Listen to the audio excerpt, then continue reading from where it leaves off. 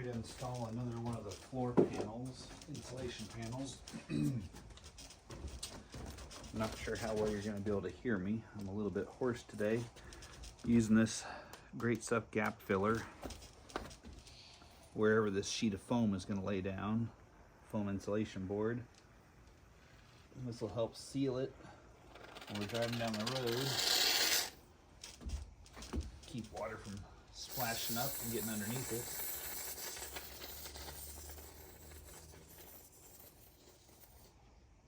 Okay, let's say that one's empty.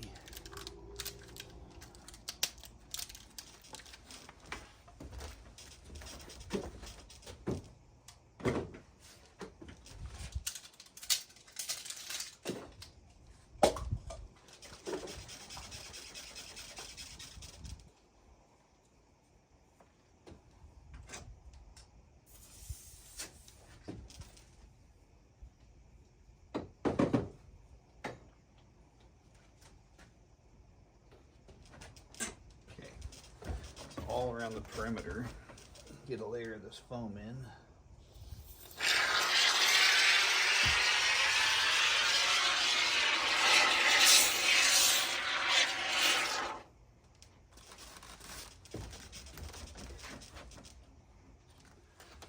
Okay, that's a good start.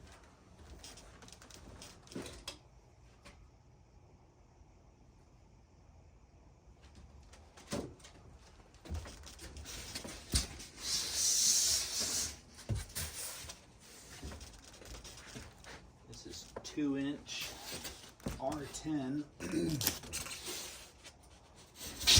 insulation board. Bought this at Home Depot. It's anywhere from $38 to $48 a sheet right now. Not cheap, but well worth it.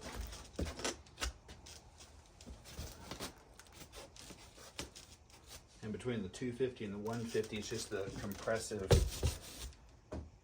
strength of this material. So for floors, you're going to want to use the 250. And it makes a huge difference having insulation in your floor of your camper or RV over not having it.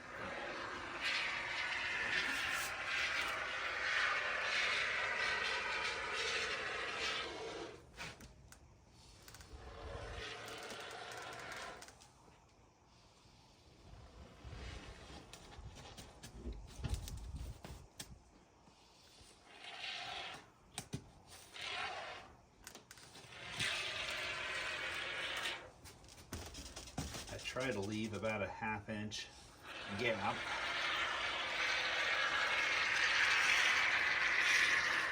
so that I can seal these panels to each other, not have water come up through them driving down the road. You're going to want to weight these down.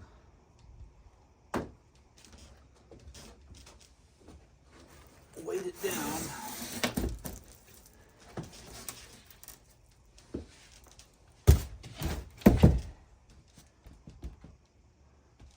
So it doesn't lift up while it's curing.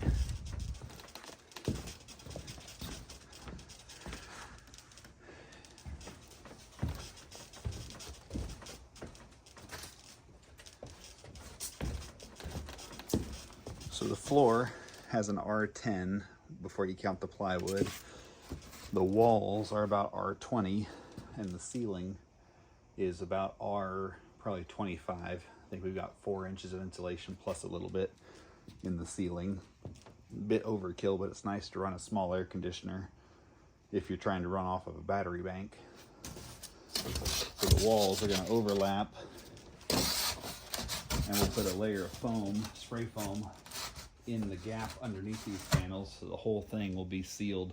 These things are basically airtight when they're done. I also seal between, if you can see that on the camera, I seal between all the edges, walls, ceiling, and everywhere. All the edges get sealed. Makes a little bit of a difference. Don't use fiberglass insulation for these things, because if it gets wet, that fiberglass loses, sorry about spinning around, fiberglass loses pretty well all of its insulation value as soon as you get it wet. This stuff is closed cell and doesn't lose really any insulation value as it gets wet. So definitely the way to go. Fairly expensive. I think this camper,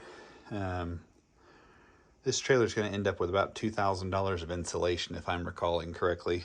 I'll put that in the final video, what everything cost. And we're going to put 3/4 inch tongue and groove plywood down here, and then probably stain it walnut, and just use a floor polyurethane to finish this baby out. Anyway, that's how we lay down our floor panels. And these runners here, these steel runners, I welded those on top of the floor frame, 2-inch hollow tube to get us up above the water holding tanks, and span the tanks so the floor doesn't sag when you step on it. Thanks for watching. Share with a friend if it was helpful.